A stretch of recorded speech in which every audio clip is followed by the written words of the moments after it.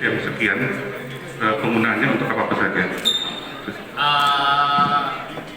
Pemerintah provinsi sudah tahap ketiga. Tahap ketiga kita melakukan pergeseran penghematan anggaran untuk kegiatan COVID-19. Tahap pertama 45 miliar, tahap kedua 90 miliar, tahap ketiga terakhir 30 jadi totalnya hampir 190 miliar.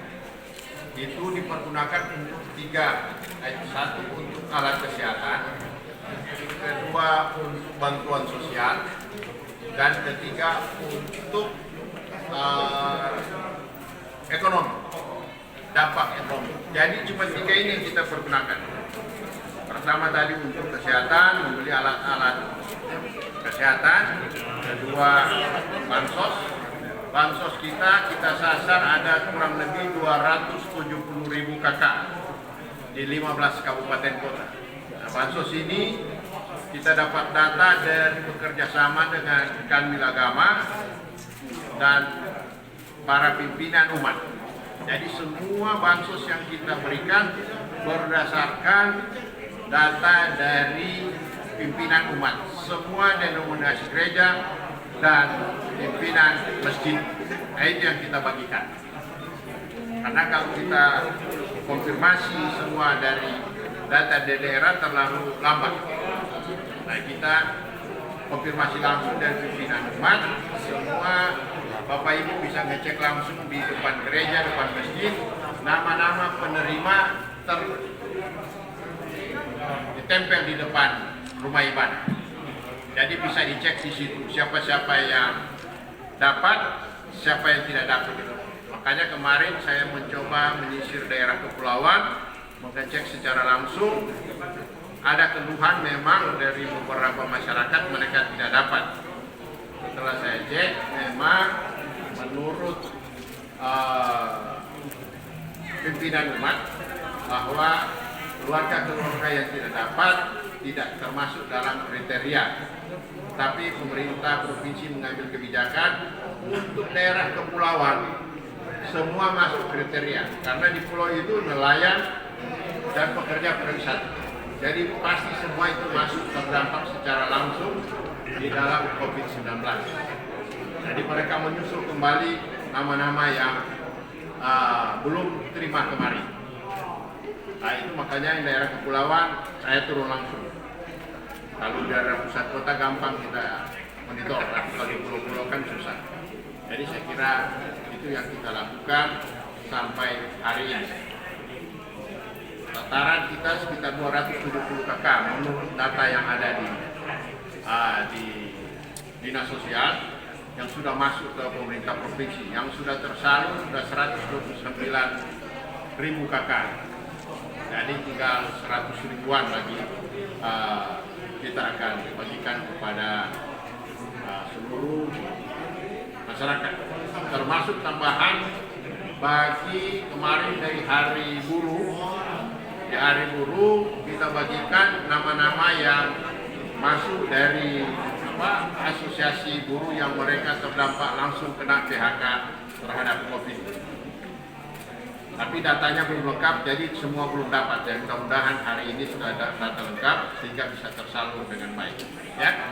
Untuk izin bertanya, Pak. Untuk yang tadi terkait PPN yang dibilang tadi, yang PPN 10% pajak. Oh iya, pajak 10% saya sudah ajukan dari 1 tahun yang lalu. 1 tahun lalu pemerintah provinsi sudah surat resmi kepada Menteri Keuangan.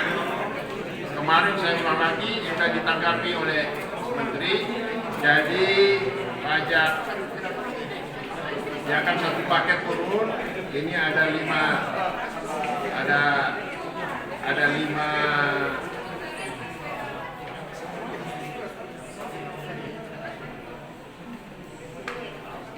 bentar ya.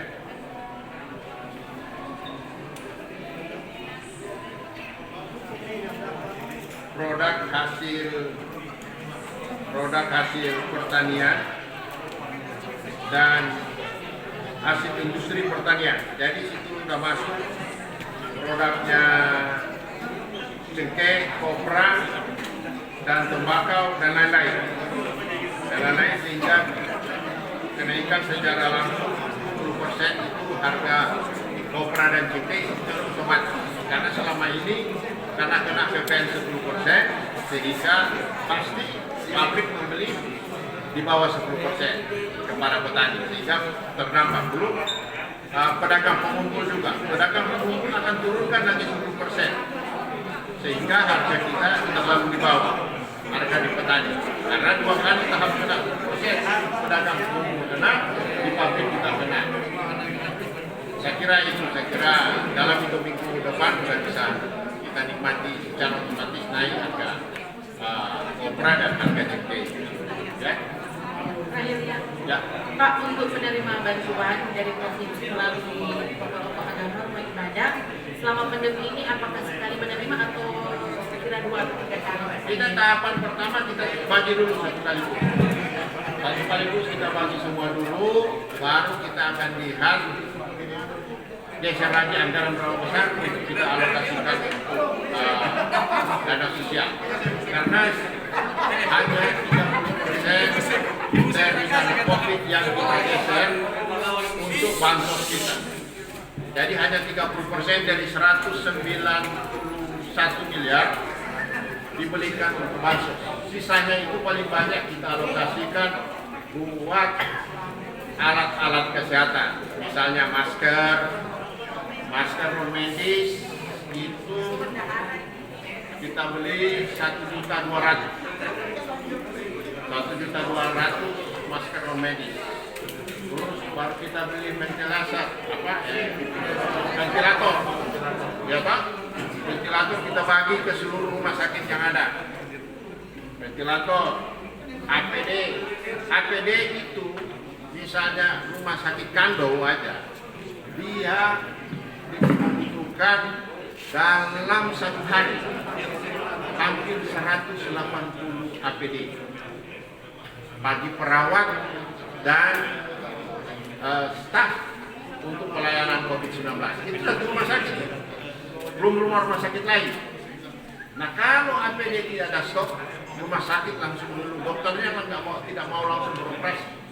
Dia cek, kalau terlambat kita kirim APD, nah dia kan langsung nggak mau kasih. Ada satu kejadian kemarin dulu yang waktu jenazah terlantar di Minut, itu ada salah satu karena apa? Dokter takut memberikan APD habis, sehingga dikasih kepada petugas untuk penguburan cuma 2 biji APD, sehingga terlambat mereka.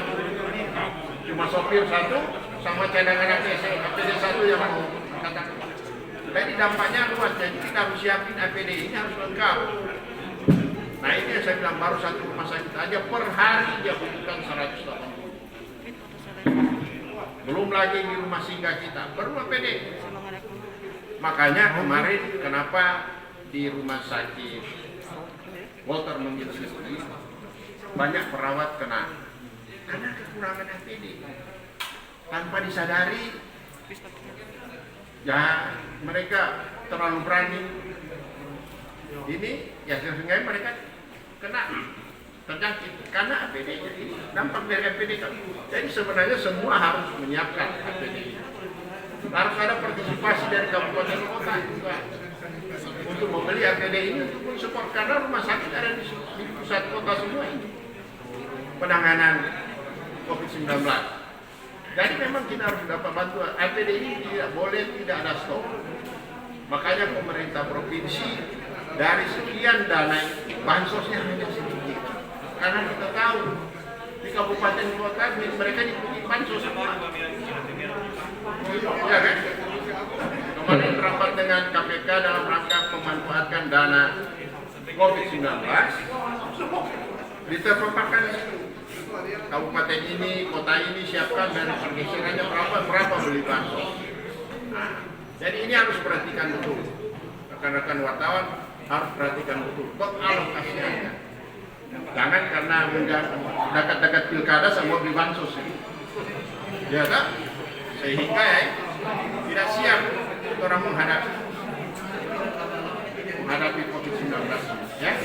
Pak, terakhir Pak, sekarang kan lagi grafik penderita positif COVID itu lagi naik di Sulawesi Utara. Kira-kira langkah-langkah konkret apa selain APD yang akan dilakukan oleh Pemprov? Yang jelas semua kembali kepada kita. Berapa banyak pun kita siapin APD, tapi kalau masyarakatnya tidak disiplin, pasti kurvanya naik. Orang naik terakhir aja, karena selama tre, kalau dia naik kemarin terakhir, satu kali naik 21 orang, iya tak? Makanya kelihatan DP kurva naik. Tapi kalau lihat dari total, orang total kan 115. Dari total 115, 32 sembuh. Ya kan? 32 sembuh, 7 meninggal. 37. Itu yang divisi satu tinggal yang dirawat. Jadi ternyata kemarin, karena itu tadi yang paling banyak klaster kemarin di rumah sakit Walter Mungkin Sidi, sama klaster di Sinasubira. Kalau klaster gua kan awal-awal. Nah, jadi juga kita hitung kembali kepada kita sendiri ini jaga. Walaupun pemerintah menyiapkan semua ini, tapi kalau masyarakat mengabaikan, ya pasti berdampak secara langsung. Pak Gub, terakhir Pak Gub. PSBB dari 15 kabupaten kota yang meminta PSBB Kota Manado. Tapi saya bertanya ke Wali Kota Manado, kesiapan PSBB-nya mana? Jangan cuma minta PSBB, harus siap lakukan apa? Buat apa kita lakukan PSBB kalau mau kumpul begini sama? Karena tertib. Jadi kan karena PSBB ada konsekuensinya, ada konsekuensi hukum, ada konsekuensi pemerintah. Kalau suruh jaga dia kalau keluar rumah, siapa mau bayar ini orang makan di rumah? Jadi ini jangan cuma sekedar meminta PSBB, harus siap dulu semua baru orang lakukan PSBB. Jangan cuma sekedar PSBB tiba-tiba aparat juga tidak mau yang pengamanan. Contoh ini Bandara Samratulangi, kita kasih contoh. Pemerintah sudah kasih protap siapa yang mau berangkat ini sangat ketat, ya tak? Nah, tapi kan kami bikin Facebook, mau protap pemerintah pusat boleh. Orang juga masuk Sulawesi Utara ada protap. Jadi biar dia bawa surat rapid test, surat kesehatan sehat, orang mesti rapid test ulang. Ternyata betul. Dari 37 penumpang kemarin, setelah rapid test, 1 reaktif. Coba kalau orangnya enggak rapid test. Nah, di 37 orang sama-sama dengan dia, terus stres sendiri. Stres sendiri orang. Makanya saya masuk orang karantina lagi. Nah, itu tampak begitu orang tidak sadar.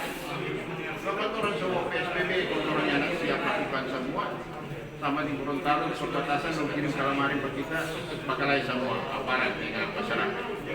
Jadi pikirkan panjang-panjang, kita diskusi banyak, ramai bersama-sama, baru kita ambil kebijakan-kebijakan yang drastis. Pak Gub, terakhir Pak Gub. Ini kan selama ini pemerintah mengadakan penanganan secara short term karena disampaikan bahwa COVID itu sekitar 3 bulan, 6 bulan. Nah ini sudah dinyatakan oleh WHO dan gugus tugas juga kemarin sudah mengatakan kalau kita harus berdamai dengan COVID. Kita harus hidup sampai, kita tidak tahu sampai kapan kita akan berdampingan dengan COVID. Nah jangka panjangnya, ancang-ancang dari Pemprov sendiri seperti apa? Jangka panjangnya satu, gotong royong dan disiplin. Itu aja. Karena virus ini tidak akan hilang. Mana ada virus hilang? Kolera ada, HIV ada. Jadi orang belajar dulu di tengah-tengah virus. Kenapa di Thailand ada virus tapi kurvanya menurun data? Karena masyarakatnya disiplin. Dia keluar rumah